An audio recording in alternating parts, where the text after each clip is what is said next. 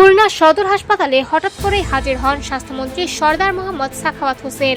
কোনো পূর্ব ঘোষণা ছাড়াই বুধবার সকালে হাসপাতালটি পরিদর্শনে গিয়ে তিনি সরাসরি ঘুরে দেখেন রোগীদের ওয়ার্ড এবং চিকিৎসা সেবার সামগ্রিক পরিবেশ। তবে সবচেয়ে বেশি ক্ষোভ প্রকাশ করেন রোগীদের খাবারের মান দেখে। হাসপাতালের খাবার ঘরে গিয়ে রোগীদের জন্য রান্না করা সবজি নিজে মুখে দিয়ে সঙ্গে সঙ্গে তা ফেলে দেন স্বাস্থ্যমন্ত্রী। এ সময় উপস্থিত কর্মকর্তা কর্মচারীদের উদ্দেশ্যে তিনি প্রশ্ন ছুড়ে বলেন, এ ধরনের তরকারি আপনাদের বাসায় রান্না হলে কি আপনারা খেতেন? পরে হাসপাতালের সুপারিনটেন্ডেন্টকে দ্রুত খাবারের মান উন্নত করার নির্দেশ দেন তিনি। পরিদর্শনের এক পর্যায়ে রোগীদের সঙ্গে কথা বলে আরো চাঞ্চল্যকর তথ্য পান মন্ত্রী। কয়েকজন রোগী অভিযোগ করেন, র্যাবিস ভ্যাকসিন পেতে তাদের ভোগান্তিতে পড়তে হচ্ছে, এমনকি বাইরে থেকে টাকা দিয়ে ভ্যাকসিন কিনতেও বাধ্য করা হচ্ছে। অভিযোগ শুনেই হাসপাতালের তত্ত্বাবধায়ক গাজী রফিকুল ইসলামকে সরাসরি জিজ্ঞাসাবাদ করেন স্বাস্থ্যমন্ত্রী। জবাবে তত্ত্বাবধায়ক জানান, ভ্যাকসিন সরবরাহ না থাকায় এই সমস্যা তৈরি হয়েছে।